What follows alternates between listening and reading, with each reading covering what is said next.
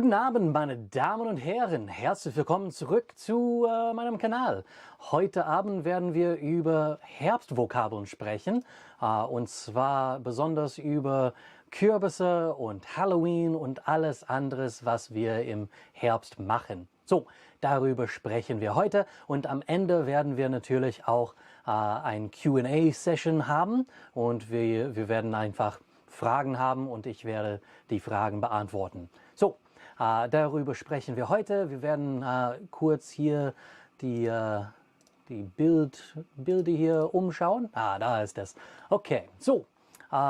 This is our live stream for the fall, and so I'm going to kind of go through some vocabulary stuff, some basics about German vocabulary around fall, everything from the pumpkin spice everything to fall leaves falling and changing of the weather and all of that kind of stuff. So that is the plan for today for this presentation. That's the goal for the evening. So yeah, thanks for joining me.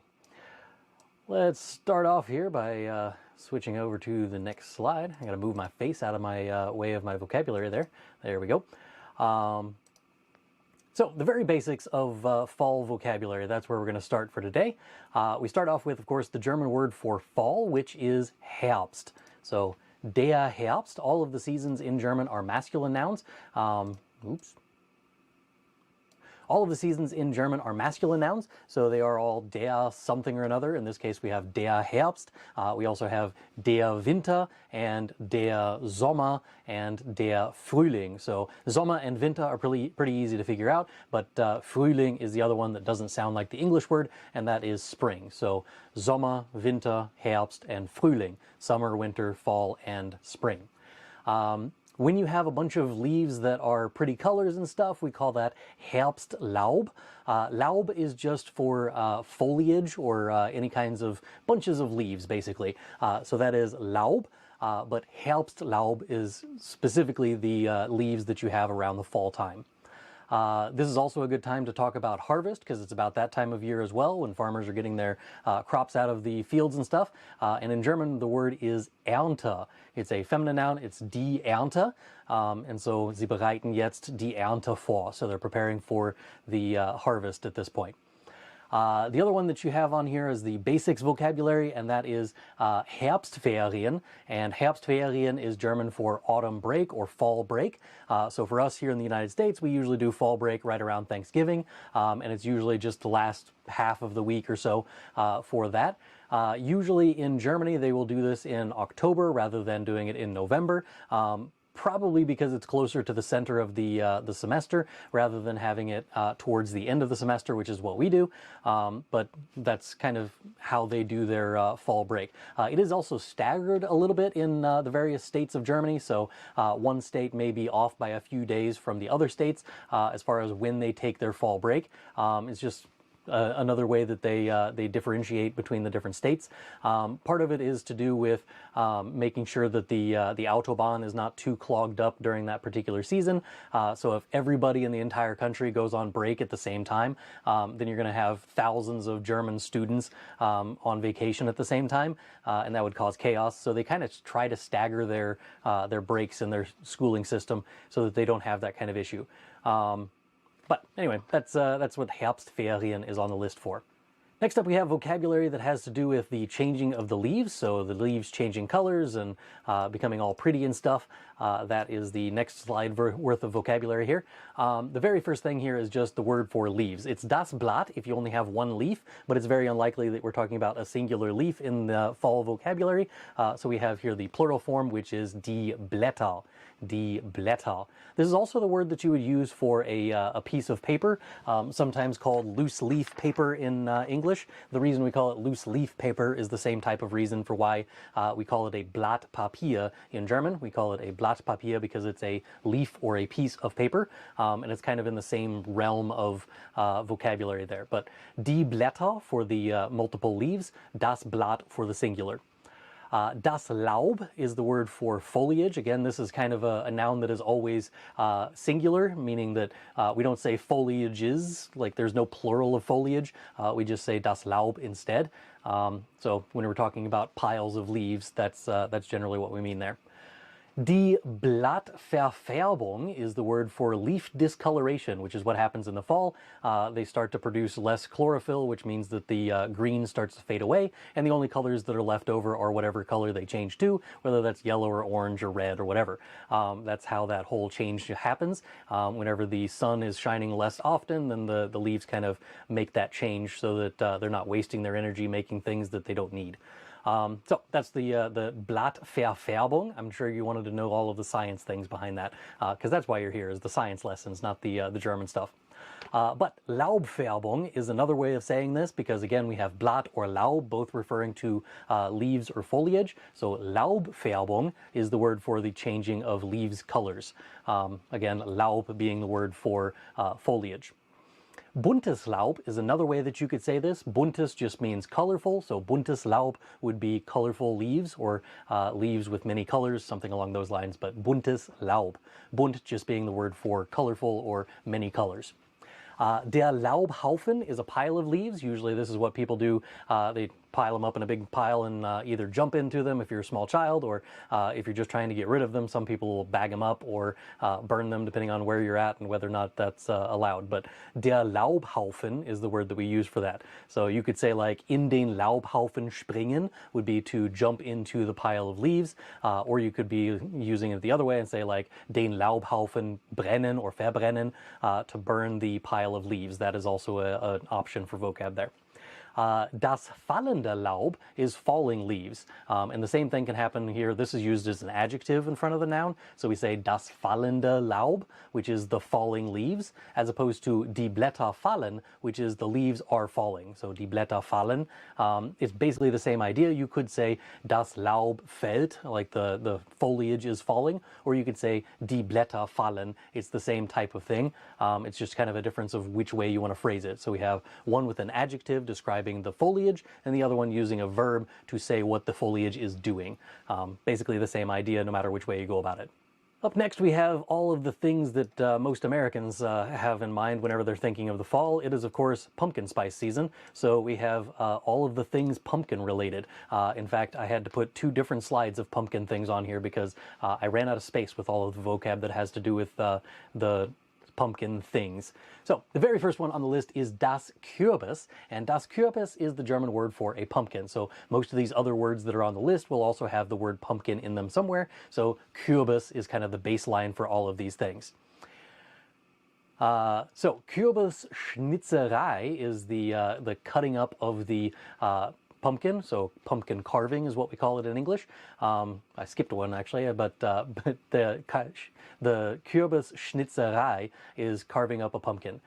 This is the noun for pumpkin carving, not the verb for carving a pumpkin. That would be schneiden, which is to cut, but Schnitzerei is the noun version of that. The one that I skipped here is Kürbis. Can't see it through it. Kürbisfeld, which is a pumpkin patch, basically just pumpkin field if you're trying to translate literally. So Kürbisfeld. Next up, we have a pumpkin lantern, or what we call a jack-o'-lantern. There are a couple of different words that I have on here for a jack-o'-lantern because it kind of depends on what you're doing with it. Kürbislaterne is a lit-up jack-o'-lantern, which is generally how we do that in the United States as well. But Kürbislaterne would be a pumpkin lantern, as opposed to a Kürbiskopf, which is a pumpkin head. So if you're carving your pumpkin so that it looks like a face, Kürbiskopf would be the one that makes most sense. But if you're carving your pumpkin so that it looks like literally anything other than a face, you probably need the word Kürbislaterne instead, because it's not necessarily a but it's not whatever, but it's not a head, and therefore it's not a Kopf. But then we have a Kürbiskuchen, which is a place of confusion for lots of Germans and Americans trying to figure out what is a pie, what is a cake, and how do you differentiate between the two of them. And the answer is, I don't know. So a Kürbis is a word for a pumpkin, but Kuchen can be either pie or it can be cake. And there is both Kürbiskuchen, which means cake, and also Kürbiskuchen, which means pie. So the only way that you can really tell the difference between them is, what are the ingredients? What kind of context are we using here? Are we talking about pie or cake. So that's kind of the only way. It's also a reason that lots of people are confused with the story of Rhabarber Barbara with her Rhabarberkuchen, which I translated as rhubarb cake, which is the German style of things, but rhubarb pie is more common here in the United States. So again, it's one of those things where it's like, I don't know, do they mean pie or do they mean cake? It's the same word either way, so there's that. Somebody is saying that I said das Kürbis, but it says der Kürbis on the slide. And yes, that's correct, because the slide is being obstructed by my camera here, so I can't actually see all of the words. So I saw das Kürbis, but it's actually the das Kürbisfeld, as opposed to der Kürbis. Yeah, der Kürbis for just the word for pumpkin in general. Next on the slides here, we have more vocabulary about pumpkins. This one is where we start to get into the pumpkin spice stuff. If you buy a latte in Germany, that is a Latte, so that is der Kürbislatte for a pumpkin spice latte if you're into that kind of thing. I'm not a huge fan of anything pumpkin spiced, but lots of people like it, so I put the vocab on there. Next up, we have the word for pumpkin bread, which is, of course, Kürbis plus Brot. So compound nouns in German, we just combine Kürbis with whatever it is that we're going to add to it. In this case, pumpkin bread, so Kürbisbrot. We just put those two things together. So that's a Kürbisbrot. We also have a soup that you can make that is made with pumpkin spice stuff. So that is Kürbissuppe. And since Suppe is a feminine noun, we have die Kürbissuppe for a pumpkin soup. And then the word for pumpkin spice all by itself is Kürbisgewürz, which is das Kürbisgewürz. And Gewürz is just the word for a spice of any kind. And then Kürbis, obviously added to the beginning of it, makes it into pumpkin spice instead of just spices in general. All right, now we get into the Halloween vocabulary in here. The Halloween vocabulary is very much American style stuff because Germans don't really do Halloween. If they do, it's a very isolated case, like some towns do it, but it's more like things that they saw on TV that looked cool, and so they just started adopting it in certain towns, but it is by no means a widespread thing. So we have here in a couple of weeks our German exchange kids are going to be coming over and visiting us, and they get the experience of seeing what Halloween looks like here in America, and getting to experience that from our side, and that's something that they've never seen before because the closest that you can probably get is around like Carnival, where it's the right before Ash Wednesday, before 40 days before Easter, that's Ash Wednesday. Before that is what's called Carnival. Well, at least in Cologne it's called Carnival. It's called different things in different regions. But that's the only time that you're really going to see Germans dressed up in different costumes. That usually in Carnival season it's like clowns and jesters and that kind of thing is their costumes, but they do similar things to what they do here in the US for costumes. There's no trick-or-treating at that time. There's no like handing out of candy to strangers' kids or anything like that, but it is the closest we get as far as the dressing up in different costumes and such in Germany. But Halloween is a thing here in the United States. It is das Halloween, in case you wanted to know the gender of the holiday itself. Then we have a bunch of different vocabulary about the different things that you can dress up as. We start off with die Geister. It's das Geist if you want just one ghost, but multiple ghosts is die Geister. Die Geister. There's also the word das Gespenst, and honestly, I don't know the difference between a Geist and a Gespenst. To me, a Gespenst is something that haunts something else, as opposed to a Geist, which is just a spirit of any kind. I don't know if that's accurate or not, but that's the feeling that I get out of the way that I've seen it used. I didn't bother to do any research into the difference between Geister and Gespenster, but that's the two different words for ghost there. The German word for a witch is a Hexe, that is die Hexe. If it is not a female Hexe, so it's not a die Hexe, you would have to use the German for like a der Magia or something like that for a magician or for a wizard. The last one on the list here is das Kostüm, which is, of course, the German word for costume. It's the exact same thing, it's just das Kostüm. In addition to all of that, to go along with the Halloween vocabulary, we of course have here Süßigkeiten. Süßigkeit is the singular, Süßigkeiten is the plural. They're both going to have the article die, so die being feminine or die being the article for plural things. We have die Süßigkeiten, and that is candies. So this would be the things that people are handing out to the children. In the places that do have Halloween in Germany or that do celebrate it, instead of saying trick or treat whenever they get to somebody's house, they will say Süßes oder Saures, which is sweet or sour, meaning there's either something that you give them that is sweet or they will do something sour to you. That's how we phrase it in German. Süßes oder Saures. Süßes oder Saures. But again, in English, we usually use the phrase of trick or treat instead. If you're going to a haunted house in German, that is a Spukhaus. Spuk being the word that comes from the verb that's down later on the list as spuken, for like being spooky or haunting something, that's spuken. So a Spukhaus would be a haunted house. It's a house that has been spooked, if you want to phrase it like that. Then we have the word for a spider, which are very common in decorations, but also just creepy things that people see around Halloween time. And that is die Spinne. Die Spinne is the word for a spider. And then the last one here is a Vollmond, which doesn't necessarily have anything to do with Halloween. It's just the German word for a full moon. It doesn't always work out that it's a full moon for Halloween, but when it is, it's extra special for the werewolves in your family. But that is der Vollmond. Der Vollmond, being the word Mond and voll together.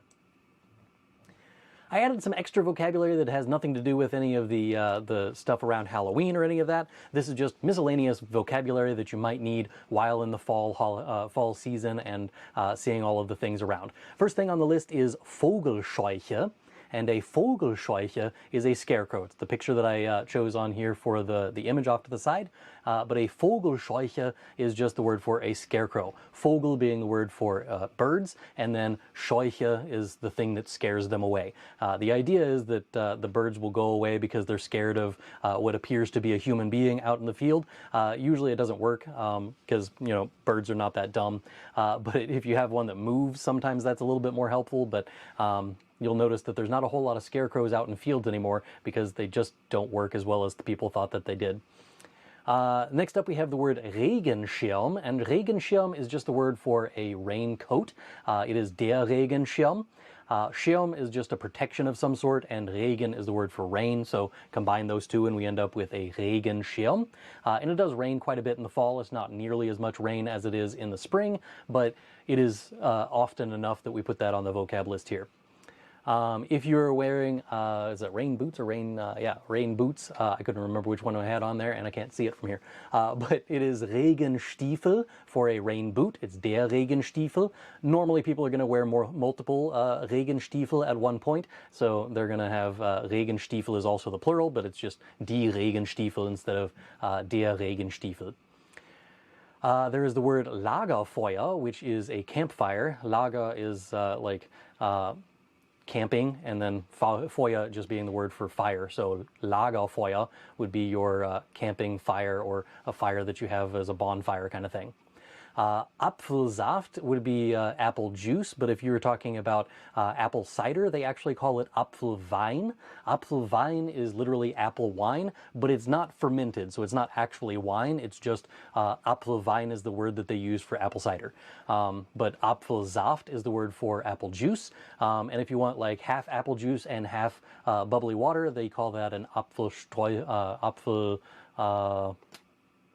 spritzer. What's the German word here? Schorle, there we go. An Apfelschorle. So Apfelwein, Apfelschorle, Apfelsaft, different things with Apfel in them. This is also a good time to go around to an Apfelfeld, which is a farm where they have apples, and you can go pick apples and stuff like that. Then I have here the word Erntezeit. I mentioned before, Ernte is the word for harvest. Erntezeit would be the harvest time or the harvest season, which is what's going on right now. And the last thing on the list here is a Maislabyrinth. Labyrinth is the word for a maze, and a Maislabyrinth would be one that is made out of corn.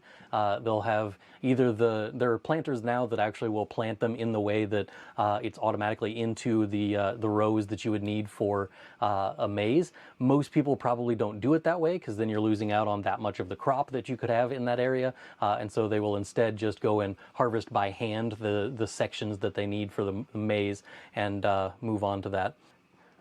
Comment here making me giggle is that it says, to increase the scarecrow's effectiveness, stand behind it with a gun once or twice a week. You'll have you have to be there before light. Yes, I'm sure that would definitely work better to get rid of all of the birds around the farm. All right, that was the end of my presentation part of things. This is the part where we have the Q&A. If you have questions, you can leave them down in the comments. I did select a few from comments that I've gotten over the last few weeks and just put those into the presentation here so that I can just answer those. And the first one here is the German I is not even remotely close to the English I. You can be understood, but you will have an accent if you don't fix your I.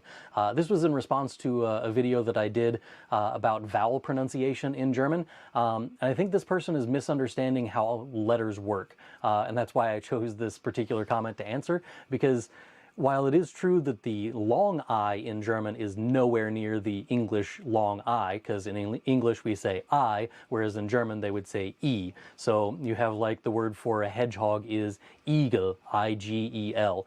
And the English word, anything that starts with an I is going to be either like the English word I, obviously that works, but you can also say something like English word that starts with a long I sound. I don't know. Eiffel Tower? Sure, Eiffel. So Eiffel has that long I sound at the beginning of it, but in German that would be an E instead. So yes, that vowel sound is obviously going to be widely different from that, but the short vowel sound for I is literally exactly the same. The symbol that they use for it in phonetics is also the same. So it's not a difference at all in any way, shape, or form for the short I sound. So like what you see in the word if, whenever you do that in German, that is like gift, for instance. Gift is the German word for poison, the English word for gift. So fun little false cognate for you there. But it's the same exact sound. There's no difference whatsoever. So the accent thing here is just kind of right, but only like half the time. So I just wanted to point that out and bring that up while I was in the live stream so that I can kind of talk about pronunciation there. Next up we have, is there any Deutsch club of yours online? It would be great to step up for us if there is any, because speaking is a vital part of the language. I hope you will think about it. And so yes, I kind of have that. So if you go to my website, this one here, that's germanwithantrim.com. Over on the courses page, if I can get the page to load, there we go. One of the things on here is the Deutschlerner Club. That is $15 per month. And one of the things that is in there is we have a community full of German learners that you can go and chat with them. You can talk to them back and forth with various little chat rooms that we have set up on there. But you can also participate in what I'm trying to do is like every couple of weeks, every few weeks, at least once a month, we'll have a gathering where we get together and speak German together. We did the first one about 5 weeks ago now, and we just sat around and did kind of a getting to know you kind of thing, talking about who are you, where are you from, do you have any family members, you know, talking about the basics of life type stuff. And then we did another live stream about 2 weeks ago, something like that. And there we were just talking about what we like to do, things that you do in your leisure time and that kind of thing. And then I plan on having this like at least a monthly thing, and hopefully eventually do it more often. But that is the online course that you can take. It does have the A1 course and the A2 course, but it also has in there that conversation piece that a lot of people are looking for. And so I just get on there every once in a while and chat with whoever's on there and speak some German with them. And if you want to check that out, it's germanwithantrim.com. If you want to go straight to the course page, it's germanwithantrim.com/store. So that's kind of the thing that this person is talking about. If you don't want to do something that's only once a month like that for the Deutschlerner Deutschlernerclub. There is an option to do a thing that's, there's a website I did a review of a few years ago called Deutsch Gym. And basically they have a Discord server that they get together on a daily basis. It's not always every day, every level. It's like A1 meets two times a week, or A2 will meet 3 times a week, or something like that. But you can get together on the various levels and have a conversation there. They do like themes on a weekly basis so that you can talk on a different topic every time and get some variety with that. But that's Deutsch Gym, like a gym where you go work out, and then Deutsch. That one was pretty good whenever I did the review of it. Like I said, it's been a couple of years since I did the review, so I don't know if anything's changed drastically since then, but I kind of find it unlikely that a whole lot of stuff has changed since then. The last one on here for the slides that I have is this question from somebody, which is this a complete B1 course for this series that I came out with for my this series is called Discovering Deutschland, and it's basically just a series of videos where I have 3 friends who went to Germany, and they're kind of following them around and seeing what kind of experiences they have. So when they first land, one of the friends forgets their luggage at the airport, and they have to talk to the taxi driver that took them to their hotel, tell them, hey, I forgot this thing, I need to go back to the airport, and they go back and find the bag and come back. And that's kind of the first episode, is just that simple. And then there's an episode where they go walk around in Berlin and see some of the sights, and then one of them gets pickpocketed, so they have to go and find the police officer and talk to them. And it's all kind of around that B1 level.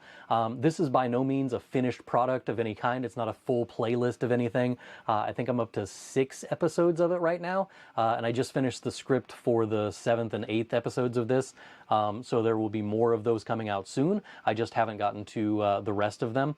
But yeah, there's a few episodes so far. I'm trying to do it as a monthly basis, so there will at least be one in November and one in December, I think, is when I have them scheduled for right now. But I'm trying to do this as a relatively regular thing. For the people who are looking for B1 level content, this is a great series for you guys to check out. It's Discovering Deutschland is the name of the series there. I'm going to switch over to full screen camera mode so you can see my face. Hey, how about that? And then we can go over here to the comments section and see if anybody's got any questions over there that I can answer from the live chat. Let's see. Pedro says that he's from Brazil and he's learning English and German at the same time. So fantastic way to do that. My channel does all kinds of stuff for learning German grammar, but while I'm teaching the German grammar, I also teach the English grammar. So if you're learning both languages, this is kind of a double win for you. So yes, thank you, Pedro, for joining us here. We have Luisma, and this is, can you give me an explanation of the dative form of the sentence and how his and hers change into seiner, ihrem, etc., etc.? So the dative case is going to take a little while to discuss all of the details of the dative case, because you have to worry about indirect objects where you're saying like, I am buying someone something. The someone in that sentence is dative. So ich kaufe meinem Vater ein Geschenk. I'm buying my father a gift. Meinem Vater is that dative object there, and it says meinem Vater because this is dative and masculine. Dative and masculine is going to have an M at the end of the article for any masculine noun that follows that article. So mine is the base form, and then we add EM to the end of it for the dative case. If it's a feminine person in that spot, we say ER at the end of the article. So instead we would say like, ich kaufe meiner Mutter ein Geschenk. I'm buying my mother a gift. And there you would have meiner Mutter instead. That's the basics of kind of how that works, is that those articles will change. There's a lot of nuance that goes into that, but that's kind of the general overview. But you have indirect objects for the dative case. There's also a thing called dative verbs, which is basically, instead of having 2 objects, one of which is dative and one of which is accusative, we can skip over the accusative case and just go straight to the dative one. So if you thank someone, for instance, in German, you would say, ich danke dem Kellner, would be I am thanking the waiter. When you say that, then you would have dem Kellner, because danken is a dative verb, so whatever the object of that verb is automatically dative. So it's dem Kellner instead of der Kellner in the nominative, or den Kellner in the accusative case. So That's one thing, is indirect objects. We have the dative objects. There's also dative prepositions. So you could have like mit, aus, bei, nach, seit, a bunch of other prepositions.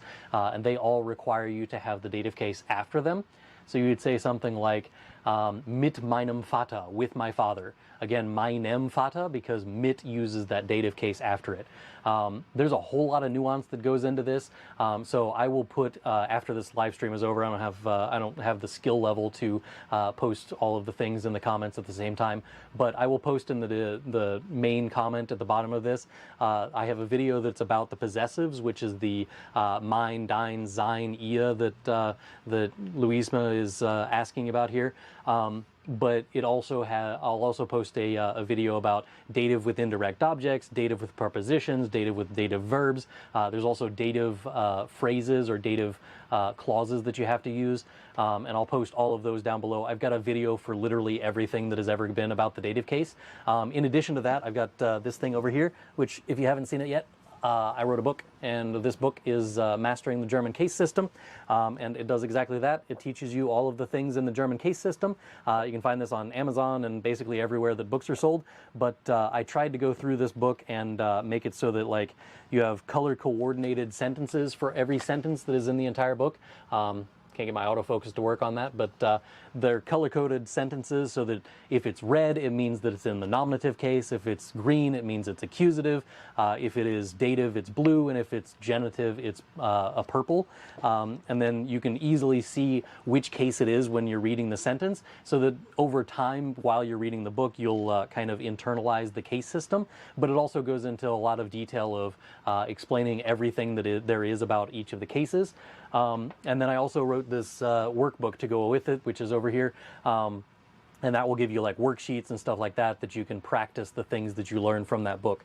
So if you want all of the details of that kind of thing, there's a link already in the description for that book. But yeah, there's a book, there's a workbook. If you buy the main book, you also get access to an online version of the workbook. So you can just download a PDF version of it if you like a PDF that you can print out then. Let's see, that was the dative case thing. Next question, is there any playlist in your list for someone who has zero knowledge in German, as a beginner?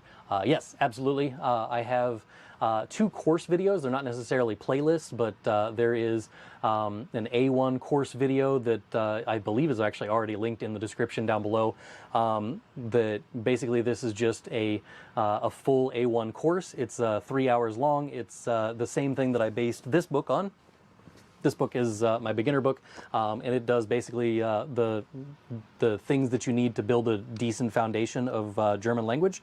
And this one also comes with like little worksheets that instead of being in a different book, this one's got the worksheets built into the actual textbook itself.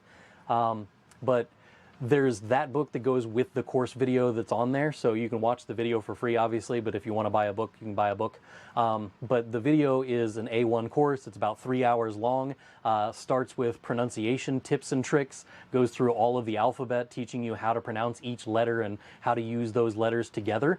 And then after all of that, it goes into like greetings and farewells, basic sentence structure, so vocabulary building stuff, a bunch of listening comprehension exercises, and like I said, it's 3 hours long, so that's a decent course there. And I also have an A2 course, which does basically the same thing, except instead of just being the 3-hour course, it's an 8-hour long course. And that one does kind of swaps in between one lesson of grammar and then one lesson of a listening comprehension, and it goes back and forth between those 2 topics, so that you can hear German spoken in some sort of context, and then hear some grammar stuff so that you can figure out why did we use the words in the way that we just did. And generally I tried to make it so that the grammar and the listening comprehension go together really well, so that I teach you like inseparable prefixes and separable prefixes at the very beginning of the course, and then in the next lesson I use a lot of those prefixes in sentences so that you can see them in action in a more conversational tone, so that you're just getting that listening comprehension help. But yeah, there's links in the description for both of those. That's my A1 and A2 course videos, and I do have books for both of them if you like books, but if you just want to watch videos, you can learn a lot from those videos as well. German native speaker here says, respect to everyone who tries to learn German as a foreign language. Even we Germans struggle with it from time to time. So hats off to you for learning it from scratch. Yes, absolutely. It's difficult, but it's a very rewarding thing to learn a new language, especially German. Mark Freeman says, I had a question about differences between German dialects in Austria compared to Germany. Yes, I can speak a little bit to this. I can speak to it in the terms of I can understand most dialects in actual Germany, but when we get to Austria, I don't have any idea what they're saying most of the time. I know that sounds kind of sad, but lots of Austrian dialect I don't understand.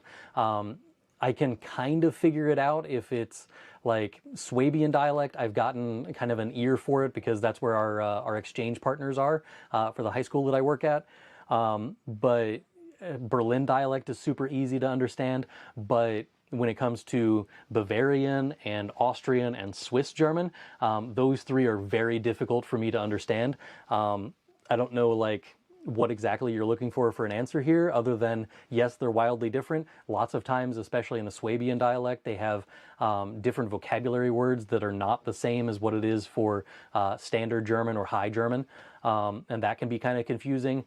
Sometimes it's something little and subtle, like Swabian dialect will put LE at the end of things instead of hien or line, so it's like in Kindle, like a little child, or like Spätzle. The reason that it's called Spätzle is because it's got the L at the end of it, which is little. So little noodles is Spätzle. Let's see.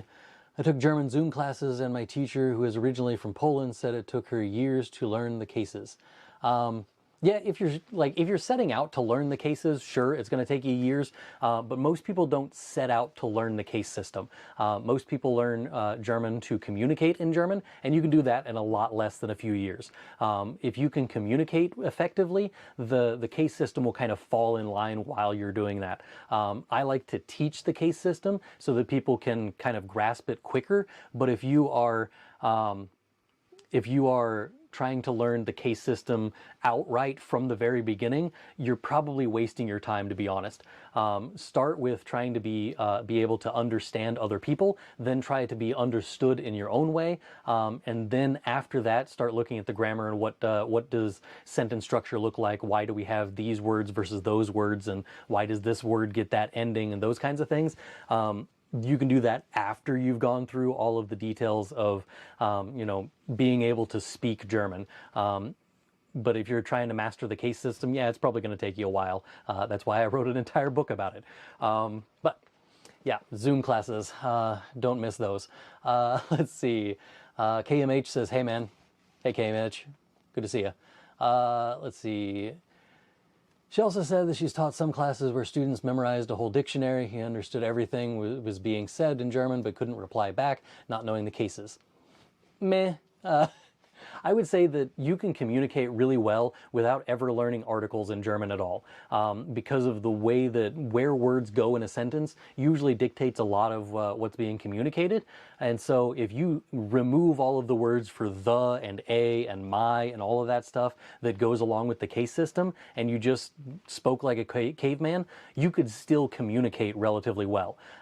It's one of those things where certain teachers are very kind of grammar oriented and sticklers about, like, this little detail was wrong and therefore you didn't communicate well. But I think that's naive. Like, I can understand broken English relatively well, so Germans can understand broken German as well.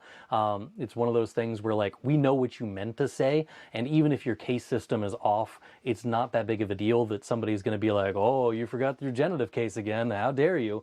That's not really a thing that people do, and Germans are much more understanding about, like, they know that the case system is confusing, and so if you mess something up in a conversation, they're just going to keep going with the conversation because it doesn't matter enough to, stop the conversation and be like, hey, that's a dative preposition, young man. I can't believe you got that article wrong. No one cares. So as long as you're able to use the right vocabulary in the right way, communication is not hindered by it, and the case system shouldn't be something that you spend all of your time worrying about.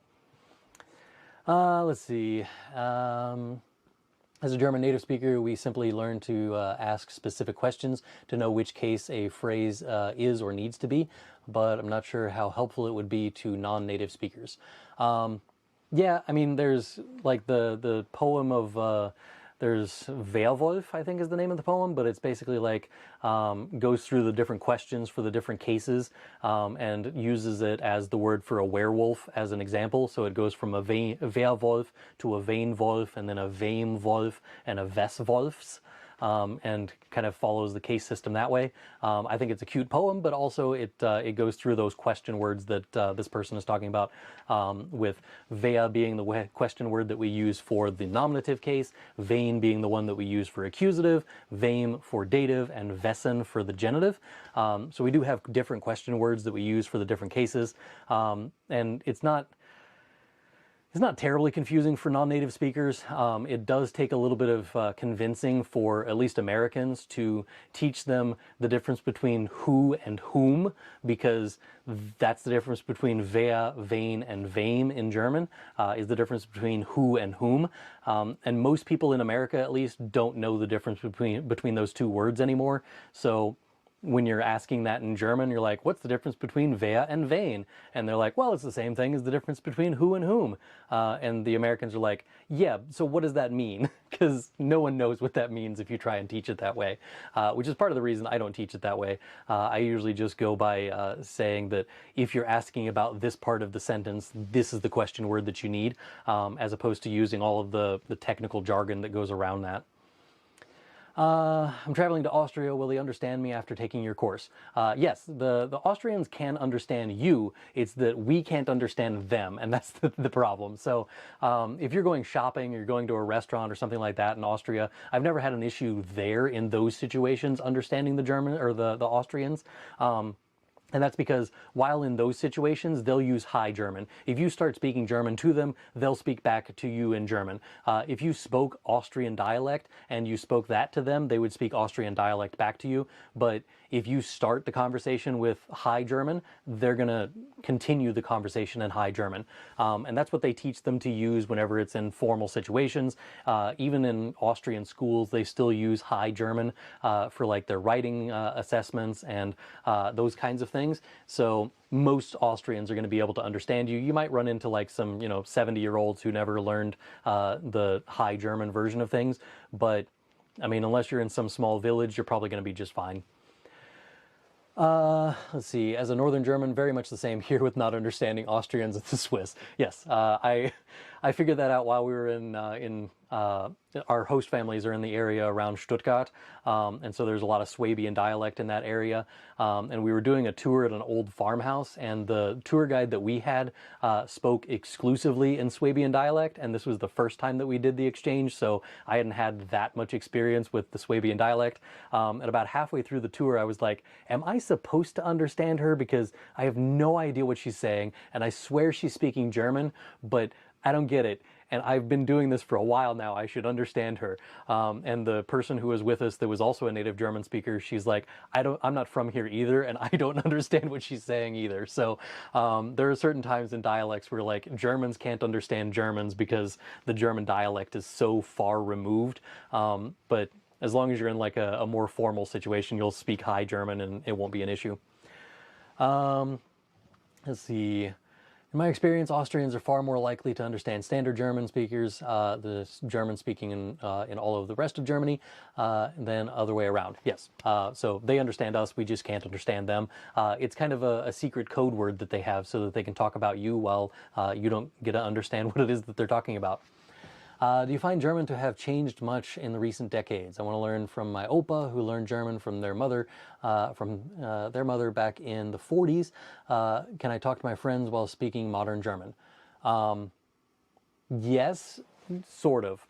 So there's a lot of new slang that's come into German, usually stealing lots of American things. So I don't know, there's like... Trying to think of something dumb. Fire was a thing that Germans used for a while. There's like the Jugendwort des Jahres, so the youth word of the year. And they had like, I don't know, probably 10 years ago was lit. And that was a German word of the year for the youth word of the year. And so there's a lot of that kind of stuff, but I'm old enough now that I don't care about any of that stuff. And I'm not going to be one of the youths of the world who's talking about how cooked things are or whatever for all of the strange things that I hear in my class from these Gen Alpha kids. But for the most part, you're going to be just fine if you're speaking Old German. Just avoid the word Fräulein, and that's probably the biggest change that's happened since your grandfather learned German. But other than that, there's not really that big of a change.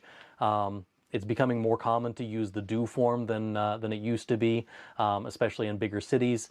Berlin, for instance, has been kind of notorious for using the do form instead of the Z form, and has got progressively more towards the do form.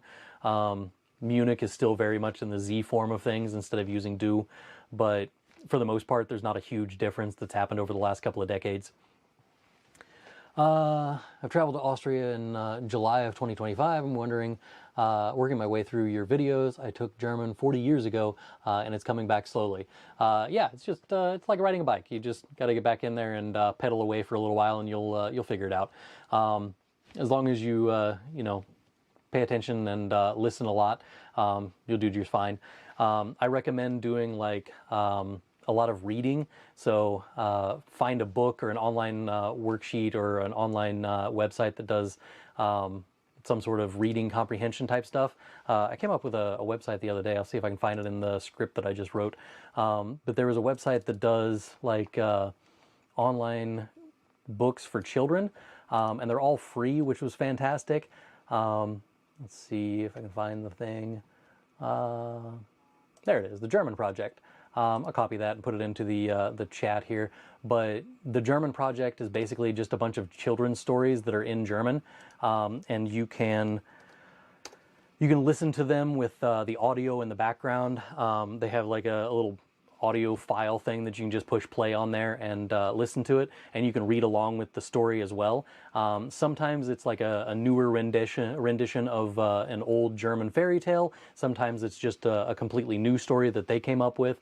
But there's that company that does that. Those are all free as far as I know. And then there's another one that's called the Fable Cottage, and they do theirs in a bunch of different languages.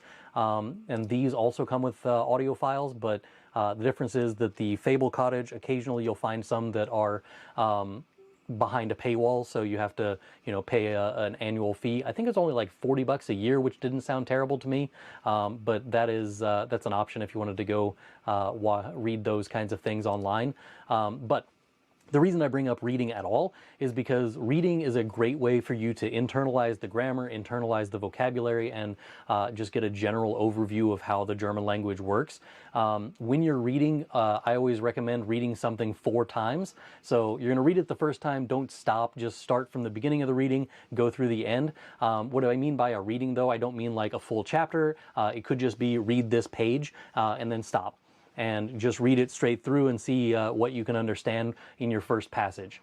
Then go back and read it the second time, but this time underline words that you don't understand or write them off to the side on a list or something.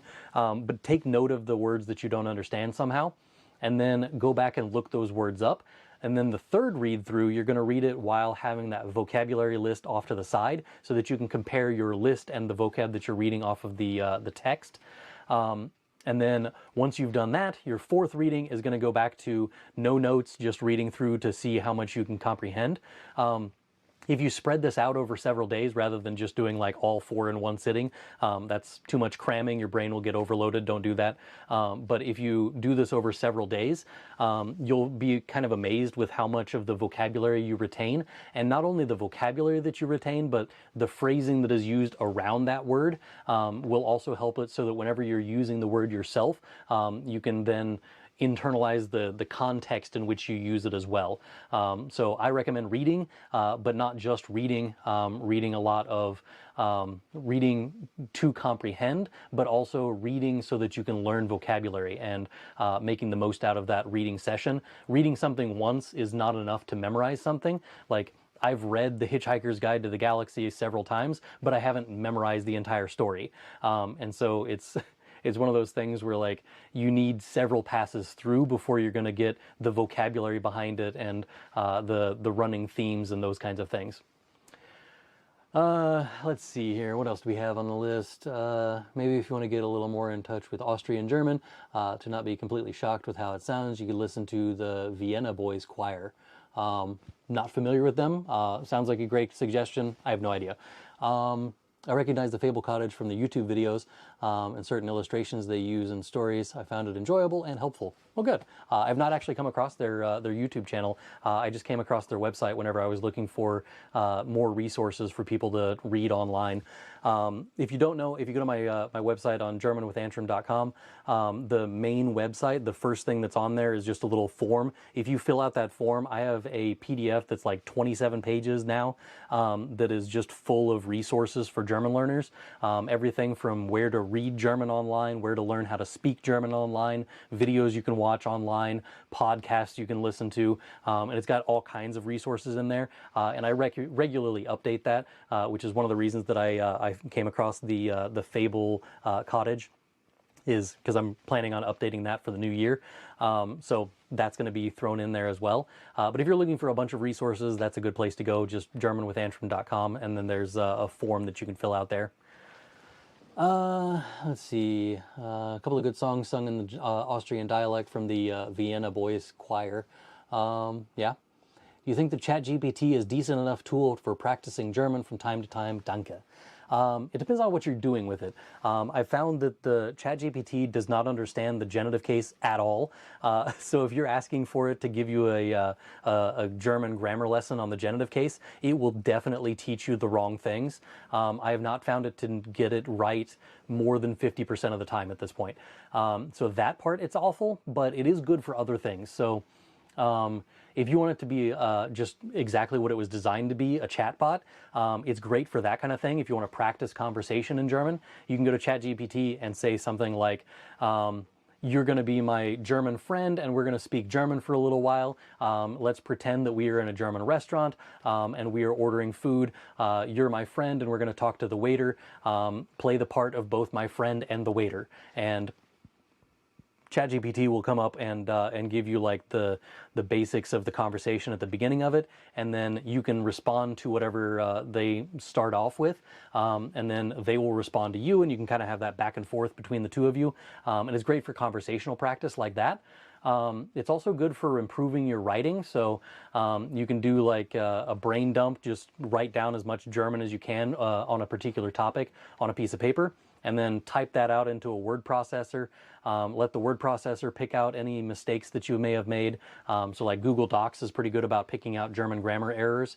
So use something like that, and then take your second draft of it and copy and paste it into ChatGPT and say, you know, check this for grammar errors and for syntax errors, and tell me why it is that you changed anything that you changed. And then it will give you a list of mistakes that you've made, and it will tell you maybe you should have used this verb here, or this conjugation is incorrect, this is the wrong article here, and that kind of thing. ChatGPT is fantastic for proofreading. It's really good for conversation, but again, it's not very good at doing grammar lessons. But that's been my experience with it so far anyway. I do use it for a long list of different things, but that's one thing I would never do is trust ChatGPT to teach you German grammar. Let's see, what else we got on the chat here? What about Duolingo? I have not been on Duolingo in probably 8+ years. I could ask my daughter, she's been doing Duolingo. She seems to enjoy it. I don't know how much German she's actually learned out of it. The last time that I did a review of Duolingo, they didn't have a lot of the features that they have now. So like they have a flashcard app that's built in now that they didn't have when I did a review. There's a chatbot feature in there that I've never tested. They've changed the entire format of how they do their courses since the last time I did a review. So I can't actually speak to the modern version of how Duolingo works nowadays. So my opinion is probably not that helpful. What I can say is that I've never been really impressed with most apps, because what they lack is usually pronunciation and conversational skills. And those two things really can't be done with an app, at least none that I've found very well. but that's my usual complaint about Duolingo. But like I said, I haven't done a review of them in probably almost 10 years at this point. Let's see, back to the Vienna choir boys thing. Yeah, listen to them. I have no idea. I assume they're good. And then, yeah, the last comment there. So, looks like we're coming up on the end of the hour. Thank you all for hanging out with me tonight. It's been fun. I got one of these every month, the first Monday of every month. I do one of these live streams, so you'll see me again at the beginning of November, whatever that first Monday is. What is our next topic that we're doing here? I gotta move back over here to my content calendar. November one. Yes. November's fall live stream is going to be celebrating a year of monthly live streams, because I started doing these last year in November. So we have a total of 12 of them as of this recording. And then the next one is going to be celebrating what did we do over the last several of these? What can we improve in the future? What do you like about them? What do you not like about them? That kind of thing. And then getting kind of ideas from you all. But it's also going to be, because November is my birthday month, I also talk about birthday vocabulary and that kind of thing in November as well. So that's going to be the next one. That is on the 4th of November. So